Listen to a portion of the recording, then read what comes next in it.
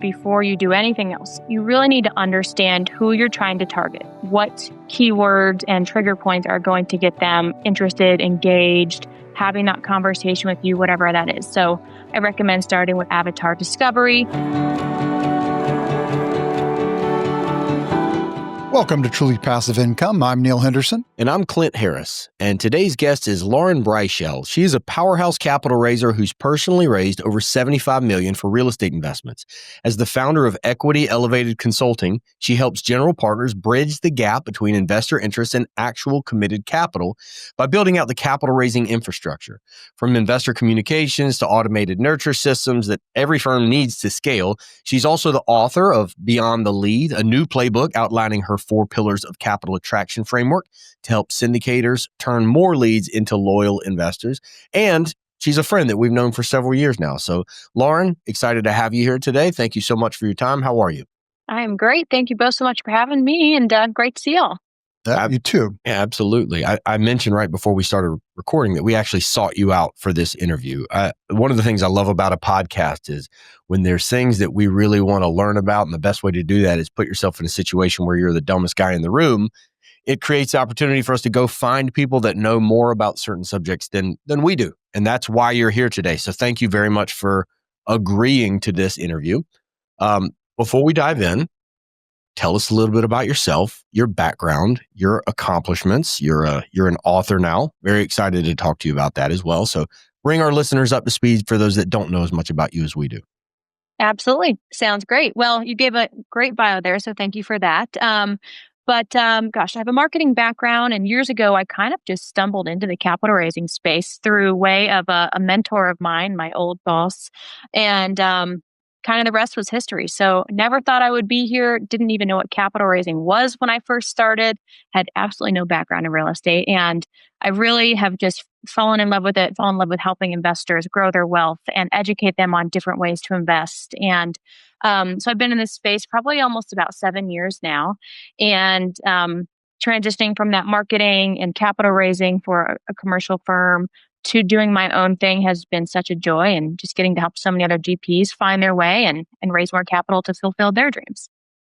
Gotcha. What's the best way that you have found to approach capital raising? I see you as you're looking at this as how are we implementing an entire system? How are we approaching this from a position of education? How are we providing value to get people to a point of understanding what they're looking for before we start connecting them with offerings?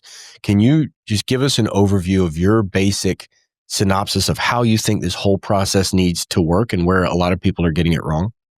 Absolutely. So a lot of people have relationships and they might be able to raise some capital here and there, but what happens is they are completely overwhelmed with all the systems and all the things, all the spreadsheets that go along with it, right? And so I see most people getting it wrong, and they're not taking the time to organize themselves before they actually need to go out and raise capital and find new leads and start spending a bunch of money on marketing and advertising, right? Because then, okay, they have all these leads coming in. They don't know what to do with them. They don't have a really clear system and process on how to nurture them properly and not have them drop through the cracks and follow up with them in a timely manner. And there's just absolutely no organization around it. So what happens is they spend all this money, they've got these leads, now they're cold because they haven't nurtured them properly throughout the sequence, and now they're not converting. And so now they're frustrated. And a lot of folks, when they're first getting started or first starting to raise capital, or even, a couple years down the road, might be raising 5-10 million. It's just they don't have the bandwidth to focus on the capital raising side of the business and finding the deals and running the operations and everything else that goes into it until you have a full team. And so that's kind of where I jump in and help. And I do like to take a more realistic, educational, relational approach to capital raising and helping my clients and others really build that relationship with their investors, make them seem and feel like they're not a number, because they're not a lot of times. When you're sub, $1 billion firm, most of the time you do have relationship with every single investor that is partnering with you. And that relational approach, the educational approach, that transparent communication approach really makes or breaks it for you. None of what you said speaks to Clint or I at all. That was a total indict. Totally. I feel attacked. As Clint and I raise capital, we get leads from, ads we're getting out there. We're trying to get people to out there and just know that we exist. And then those leads come in. And so the title of your book is Beyond the Leads, which seems it's an intriguing title. So what does that phrase mean in practice? Like, why focus on what happens after the lead comes in? And how do you develop this approach for investor conversions? Sure. I feel like, yes, it's hard to get leads in, but it's also not that hard compared to everything else that happens afterwards to get that lead to convert into an investor. And so that's why I wanted to focus on that piece of, okay, great, you have the leads. Now what are you going to do with them? Some people say, gosh, I don't know, I'll call them. You're going to call them once? Okay, well, good luck. Not most people aren't investing after that first call, right? It's a specific nurture sequence. It's building that relationship with a tactful way, with specific messaging, with calling them 5, 6, 7 times potentially over the first couple of weeks to actually get them to answer the phone. Investors are busy. And so, really it's, okay, let's organize yourself after you get those leads in, or really ideally before you get those leads in. So those leads that are coming in aren't going to be wasted. They're not going to be going cold immediately. And they're going to feel like they've gotten, the treatment of kings, right? Once they come to your firm, that makes them feel special and like they want to continue that relationship and invest with you down the road. So I lost my train of thought. I have so many questions. Hang on, hold on. Let me get it back. Monkey need banana. We live in a noisy world. Mm-hmm. And investors, like you said, investors are busy. They're browsing social media. They see your ad. They click on it. They're now bombarded. They've clicked on that one ad for that one syndicator, and now the algorithm's going to start feeding them a bajillion other syndicators. And so it's become a very crowded, noisy space. How do you balance that outreach with not becoming part of the noise? Absolutely. So I think there's a couple ways to do it. I think one thing that'll set you apart is, and I don't like to use the word scripts, but I'm going to use the word script just for the sake of this conversation, is what you're saying to them on that first call. I can't tell you how many investor calls that I've done where I call that lead same day after they filled out that form and they say, gosh, I don't remember filling out that form. So, which is the craziest thing, but it's like, okay, so, they're filling out 5, 6, 7 forms. I've got proof of that from on a call center company down in Georgia. And we'll see the same name come across 4 different, clients of ours in the same, it's crazy. So they might not remember filling out that form. So how are you differentiating yourself on that first call? Are you reminding them where they saw you, what you do, how they came in? Are you making them feel a little bit special right from that first touch point? When they fill out that form, are they getting an automated email or text maybe? Just so they don't forget, right? They know exactly what happened and when, and oh yeah, that's right, that triggered that. And now I remember filling out that form. So when someone does call me, that's right, I got the text or I got the email and now I'm recalling that I was potentially interested. So that's, the first way to do it. Not a lot of folks have that set up. You might have, some companies obviously do, and those that do are going to be winning that lead's attention when they're filling out 10 forms in one scroll session, right? So that's the first way. And then the second way is to, honestly, it's having someone, kind of a dedicated point of contact for them, calling them back, texting them, being that, investor relations specialist or point of contact for them through that first touch point all the way until they sign those subscription documents and on. That makes a huge difference, and that can really set you apart. That way that they really feel like they're building that relationship with someone on that team from start to finish. It's not a bunch of different random people. It's not folks from overseas trying to fill in gaps and things like that. So that's really helpful. And then again, just going back to investors are busy. If you try to call 1 or 2 times and get their attention, that's probably not going to work. Maybe they're out of town that week. Maybe they have a really busy week at work, whatever it might be. So continuing to follow up, keep top of mind, have them see that you're coming through emails, texts, phone calls, wherever that sequence is that fits your avatar is going to be really important to get ahead and above the noise of everybody else who will stop after a couple of tries. So we use a combination of text, emails, and phone calls. Is there a number of contact points? And I have a feeling your answer is going to be more than what makes me comfortable. Because I come from a background of relationship medical sales where we're going into surgery together for decades together and working on patients that are trying to die on you. And it takes a high level of trust before you earn that business. And so that relationship strategy is kind of what's ingrained in me.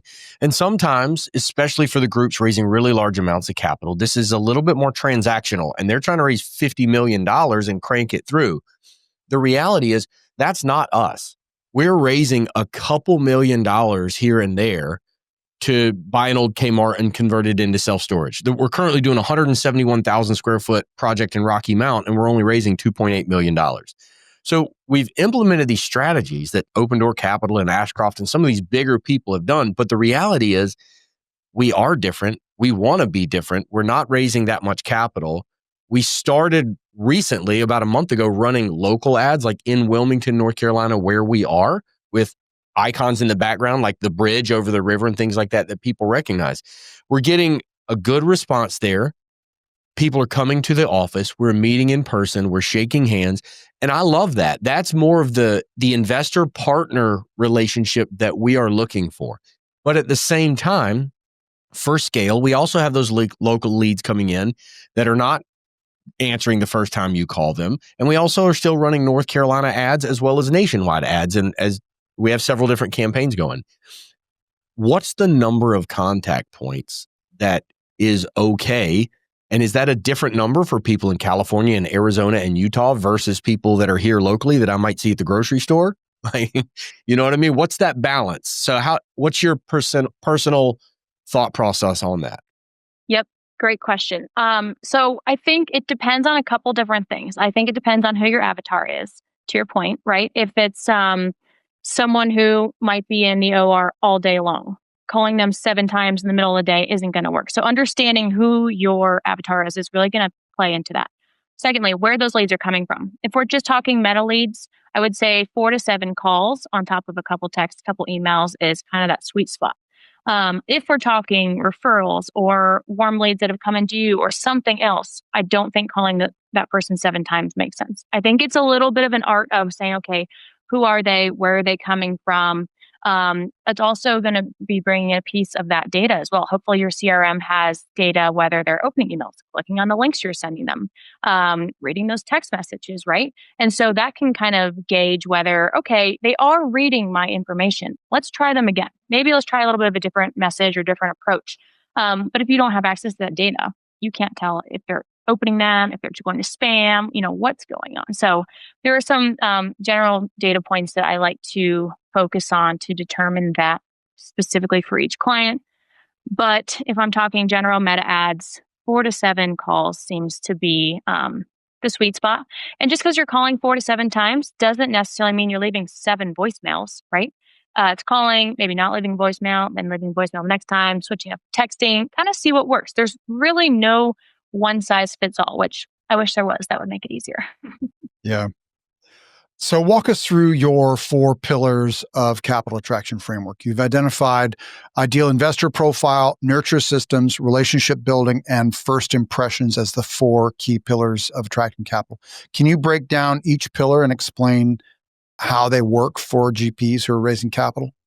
Absolutely. Yep. So starting with the ideal investor, I would start with that exercise before you do anything else. You really need to understand who you're trying to target, what keywords and trigger points are going to get them interested, engaged, having that conversation with you, whatever that is. So I recommend starting with some sort of avatar discovery. I think there's a thing on my worksheet on my website. If you want to download it, it's essentially takes you through a bunch of different questions. If you don't know off the top of your head, who is my avatar? That'll help you figure out, okay, what's their demographics? Why are they trying to invest? Where might they be getting their news or information from? So where can you market to them to find more of them? Lots of different things. What's their risk profile? Start there. If you have an existing database of investors and you say, gosh, I really love these 10 investors, let me kind of study them, or maybe even let me call them up and interview them and ask them these questions. So I have real-time data on a group that's already invested with me on how to move forward and find more of them. Or a third approach to that could be studying yourself. if you say, I have no idea who I want to target. I don't come from a medical background. I know I can target these medical professionals, or I don't have investors that already invest with me that I really like working with now. Say, let's clone me. Why am I investing and what are my goals and where would I find more of me in the world? So that's where I would start. And I would get that very clear so that when you do go to market and you go to that next stage, you know exactly what to say and what your emails should say and what your social posts should say. So you're not, spraying and praying and targeting everybody in the world, right? You're going to have a lower conversion rate. You're going to get a bunch of junk in, and they're not going to be potentially the people that you're looking for. So that is pillar one. Pillar two, nurture pipeline. Again, that's setting up a nice mix of just a really clean and clear process, some automated, some manual, right? Okay, for our avatar and for the type of leads that we're bringing in, what are the touch points that are going to make the most sense? Are we making sure that we're consistent on every phone call, saying the same similar things, asking the same similar questions? So we have data coming in that we can study across the board. That would be number two. And again, it's worth investing in a really great CRM, maybe and an investor portal, especially if you're newer, just to get those systems connected, talking to each other, automated. You're not doing duplicate data entries all over the place. It's just going to make your life a lot easier, especially as you start to grow and scale. First impressions that convert, really, as we talked about, that's making sure that when you're picking up the phone and calling that person, or the first email that they get, or whatever that might be, is really polished. It's clear. It's presenting yourself as if you're at a job interview. It's making sure that you're at your best, because that is the first time they're going to see you. They start to build that trust subconsciously with you from that first touch point, whether they might move forward or not with this investment. Of course, the deal itself has a lot to do with whether they actually might invest in that one or not, but really it's a people business. People are investing in people. And so that relationship is the thing that matters most. And then, kind of that last pillar, the relationship advantage, talks a lot more about, okay, so you've nurtured them. Now they're an investor. Now what? That relationship does not die at that point. Like, unfortunately, it does for a lot of folks who just don't have time or a system to keep it up. And so it talks about the investor servicing piece. How often are you checking in with your investors? Just saying hello. Are you calling them every time and asking for capital? Or are you truly calling them to check in on their families and how their last trip went and, how their golf game went this weekend, whatever that might be specific to them? Remember, you have all those notes in your CRM that you've taken, so you don't have to remember it, but you've got it there and you can act like you know it all. So it's talking about that. It's talking about nice touch points for birthdays or holidays, or just continuing that relationship and growing it and strengthening it so that they become a repeat investor and that they know that it's not a transactional thing and that hopefully they refer their friends. And so those are kind of the 4 points of, bringing in a lead, making sure it goes well, making sure you're nurturing them, and then throughout the lifetime of their investment, making sure that they stay happy and engaged. So there's several places there where we definitely have room for improvement. But one of the things I've heard you talk about is that a lot of GPs actually get the cart before the horse, and they start focusing more on generating leads or raising capital when they should be focusing on getting a CRM and an investor portal in place to manage those contacts and follow-ups ahead of time, which makes sense, but obviously people are rearing ready to go. I'm guilty of that myself. So is there a CRM? We use HubSpot and InvestNext. I have opinions on both. Before I tell you either of them, I'd love to hear what yours are and if there's a CRM and investor portal that you recommend. Honestly, that is my preferred combo right there, HubSpot and InvestNext. I know a lot of people love Go High Level because it's a lot in one and it's a lower cost option. Syndication Pro is another one I use sometimes, but if I were to build it from scratch, taking into account ease of use, budget, everything else, being able to grow and scale, HubSpot and InvestNext are my favorites. I hear you. Let me ask you a follow-up question on that. So InvestNext is great. I'm continuing to learn more about that and the offering compounding and people having different options. I think that's great. HubSpot, I wish it was a little bit more robust in certain areas in terms of scheduling follow-up and things like that, but there's a lot to it that's not intuitive that you really have to kind of dig in and learn. Do you have a resource that you think is the best way to learn how to master HubSpot and really use that in a meaningful way? Gosh. I put you on the spot with that one, but my options are I'm asking you first, and then I'm asking ChatGPT, and then I'm going to YouTube. So I'd start with the best option. Well, he missed one, so it's usually me. Yeah. fourth option. Call Neil first, then call me. I'm usually quickly typing it in ChatGPT or going to YouTube. Yeah.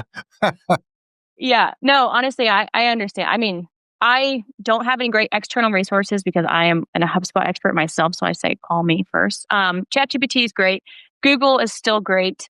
Honestly, Zapier is a pretty good resource because if you can think of it in HubSpot, maybe they don't allow you to do that integration or that automation or whatever in your specific plan, especially if you're on the lower end of plans. Zapier usually can fill in the gaps there. And if you just type in what you're looking for, they'll, put their AI thing together and they'll kind of create it for you. So that's another kind of interesting tool that can be used. But HubSpot does have some pretty good support articles, generally speaking, that walk you step by step on how to build specific things out, as long as your brain can imagine that you're looking for it. Yeah.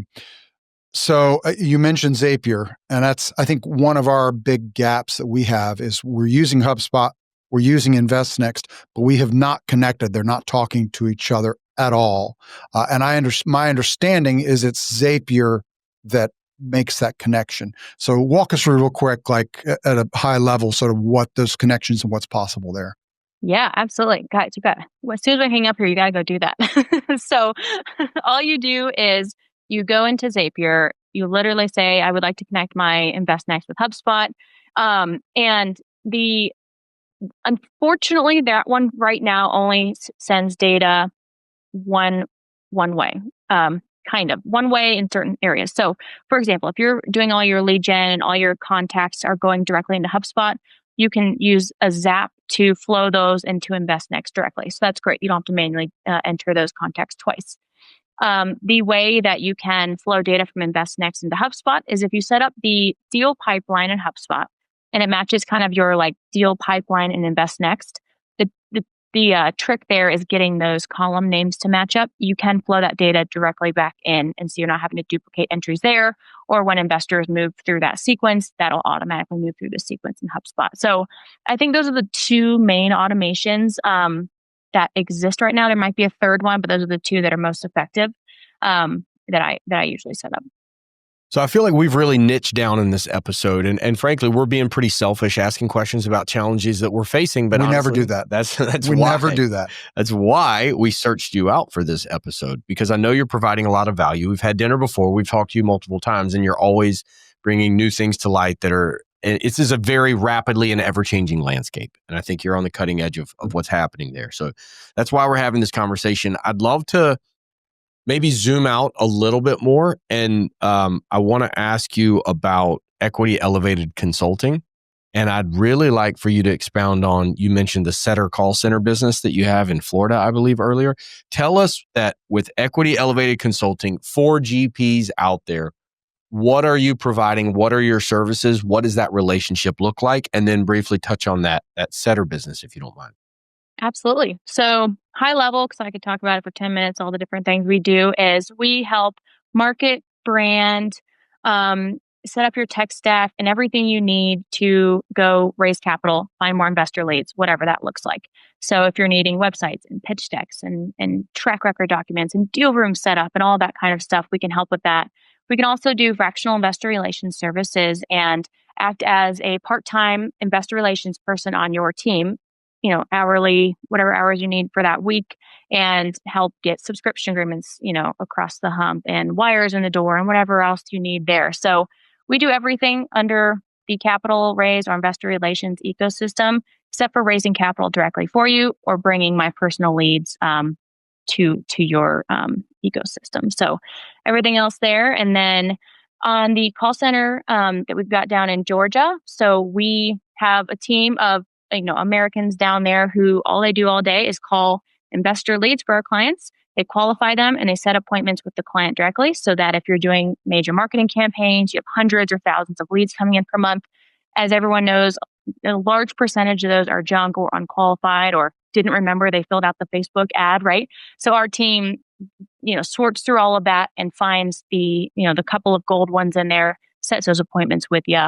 And that's been really fun as well. So, yeah. I'm curious about your sort of methodology when talking to a prospect of the idea of sort of jumping right into telling, basically in a sort of a transmit mode of telling people who you are, what you do, versus digging in and making it about the investor and finding out what it is that they like, what makes them tick and what they're looking for. Yeah. So the way that I coach folks to do investor calls is investors should be doing 80% of the talking, even on a first call.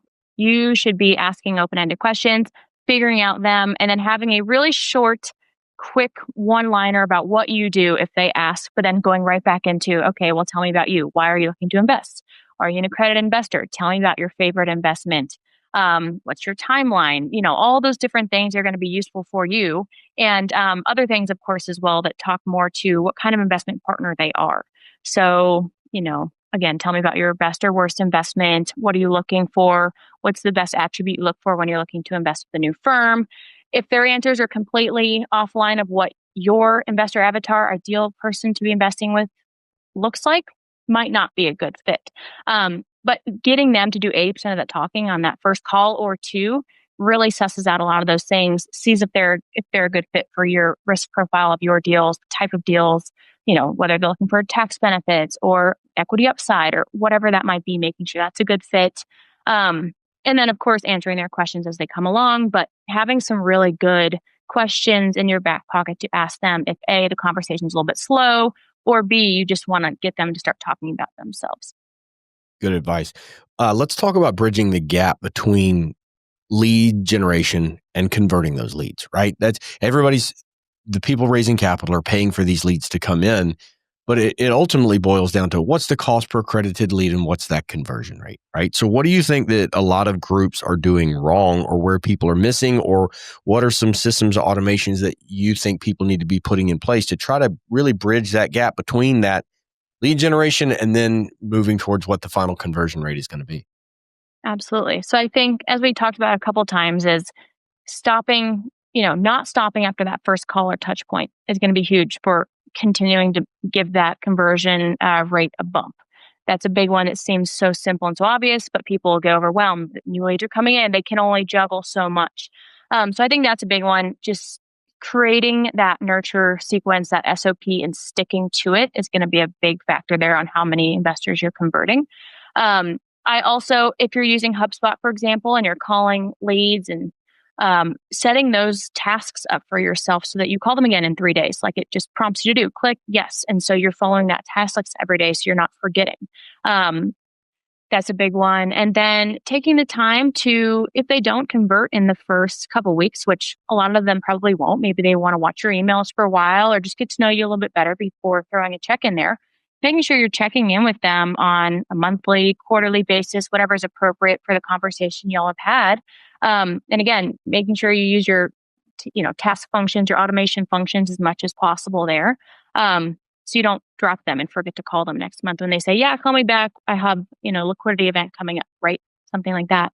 And then something as simple as having 1 or 2 marketing emails that are really valuable and they have information that people actually want to read going out per month, just again, to keep on top of their minds when you're not calling them is going to be a big one too. So I know a lot of people do emails.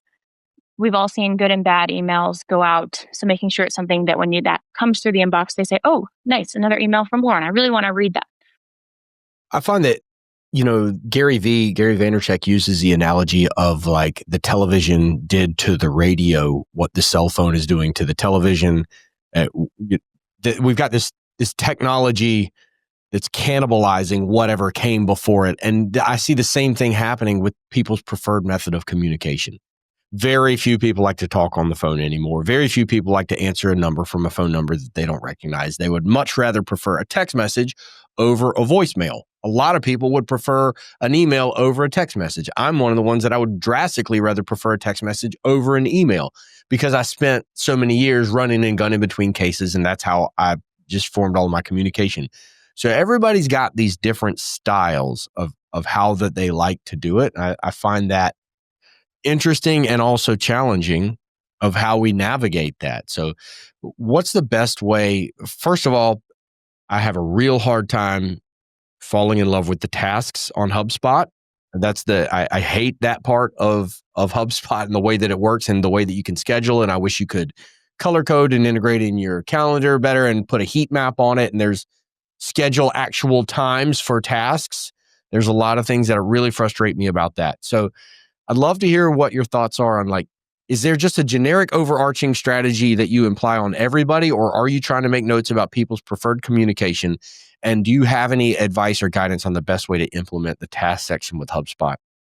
Yeah, no, that's a great question. So, we'll start with tasks first. And for me, I agree with you. It could be a lot more robust. I like to put them right on my dashboard. I like to set the dashboard up as my homepage in HubSpot so that when I log in and I know, okay, every day between 9 and 10 a.m., I'm going to call all my tasks that I need to call. I also just block that in my calendar as a recurring meeting every single day. So it's like, okay, call hour. Now, who do I need to call? Just log into HubSpot and it's right there on the dashboard. So that's how I've personally done it. I've used all kinds of other systems though, like Salesforce and Go High Level and all these other ones that have different ways to do that as well. But that one seems to work. Or what I like to do is I like to set up an active list in HubSpot if I'm not using the task function so that anyone based on my filters comes to the top of that list in HubSpot every day so that block time on my calendar. I log into my, or I guess they're called segments now, log into my segments. I see, okay, maybe these are the people who opened an email more than once in the last 7 days. I'm going to hit them first because I know they're actively checking out what I'm doing. So that's another way. And then, sorry, what was your first question? There was an overarching preferred way that you communicate with everybody, or if you're trying to take notes and communicate with people in their preferred method. Yeah, so I definitely take notes and communicate with them in their preferred method. And, some people love to chat on the phone for 30 minutes and I'll note that. And so I won't call them if I only have 5 minutes, right? So I think that's really important. And I think it also, again, from the start, before you really understand who the person is you're talking to and what their preferred methods are and goals and everything else, is kind of thinking about that strategy ahead based on your avatar. If you're doing a really low risk debt fund that's short term, and so you're targeting people who are 70 years and older, right? They probably want to be called. So just knowing that going forward and sticking to that off the bat is great. If your avatar is doctors, they can't take a call usually. Texting probably works best, texting and emailing. So just kind of thinking about that ahead of time is helpful, and then making notes as you go along. And as you start building those relationships, you'll remember, they'll reach out to you directly in their preferred way. And it becomes a lot easier once you establish that relationship as well. All right. I'm going to freelance here for a second as we start to wrap this up. We've been talking a lot about sort of dealing with the retail investor, the $50,000, $100,000, $250,000 investor. How does this system change, or the conversations and method change when we start chasing those bigger check writers? I'm not talking institutional level money, but I'm talking $500,000 to $1 million check writers.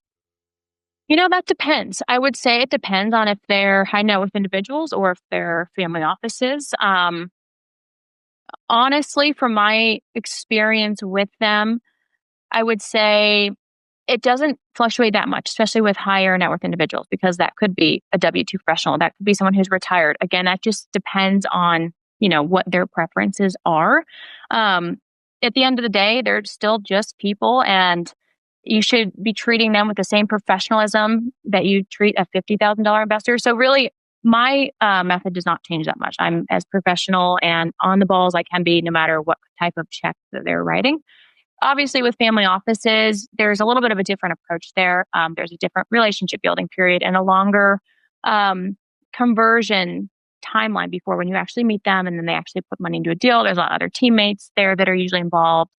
Looking at different things, financials. They're more numbers driven and relationship driven than, your 50K investor who might just be looking at the pitch deck, not really understanding what's going on in the underwriting file, and then throwing some money in. So knowing that going into it and having, I would say the biggest thing that would change there for me is just having all my ducks in a row before I start reaching out to family offices or start engaging those relationships, knowing that they're going to need, the very in-depth track record. They're going to need a really polished underwriting file, maybe a couple other things, maybe some, personal financial statements from the people in charge at the top, right? And having all that prepared and ready to go so you can send it over quickly.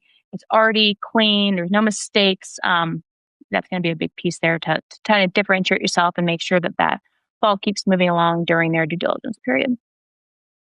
All right. Great stuff. Now, listen, as we're going to land the plane here, I got to ask you one final question that we ask all of our guests. And the answer cannot be your book, which is Beyond the Lead. I'm excited about that. We just got our first copy of that here. So excited about Beyond the Lead and the 4 pillars of capital attraction framework that you got inside of that book. But outside of that, especially as alternative investments is something that's just honestly become more popular over the last 10 to 15 years. Is there a book that you find yourself recommending to friends or colleagues more than any other?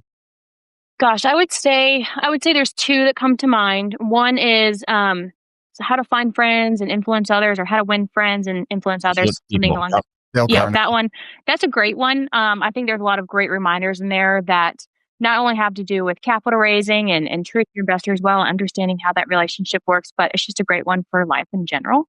And the other one is Who Not How. And that one, of course, is less for investors, but just in general. Dr. Benjamin Hardy, PhD, and Dan Sullivan, for those curious. One of our favorites. Yeah, I mean, that one is just so good. I have to reread that every year just to remind myself that you don't have to do it all and you shouldn't be doing it all. So those are 2 great ones. That, along with the Purple Bible, Rich Dad, Poor Dad, are the 2 books that have been recommended more than any other on this podcast. And I'll just throw out, I have a new suggestion that I'm about a third of the way through right now called The Science of Scaling, which is Benjamin Hardy's newest book. He just finished his PhD. He split from Dan Sullivan. He's doing his own thing now. And The Science of Scaling is fire. It is really good. So highly recommend that one as well. He's a very insightful person. I think that's a Who Not How has always been my top suggestion. And now I think that he might be his own competition. He might push himself off the podium into second and first place. We'll see. But anyway, Lauren Brychell, thank you so much. We really appreciate you being here. Equity Elevated Consulting. We're excited to hear more about that. For people that want to connect more with you, learn about what you're up to, or engage with Equity Elevated Consulting, what would be the best way for them to do that? Yeah, find me on LinkedIn, Lauren Brychell. I'm posting there just about every day, so very active there. Excellent. Thank you, Lauren. We really appreciate your time. Thank you so much for being here. Great to see you. Thank you both. You too. Thank you so much for listening and watching the Truly Passive Income podcast. If you liked the show, if you think it would be useful for someone else, the greatest compliment that you could give us would be to share the episode. Leave a comment down below or leave us an honest review. If you have any questions, don't hesitate to let us know down below. And remember, with truly passive income comes freedom of time, place, and the freedom to pursue your higher purpose.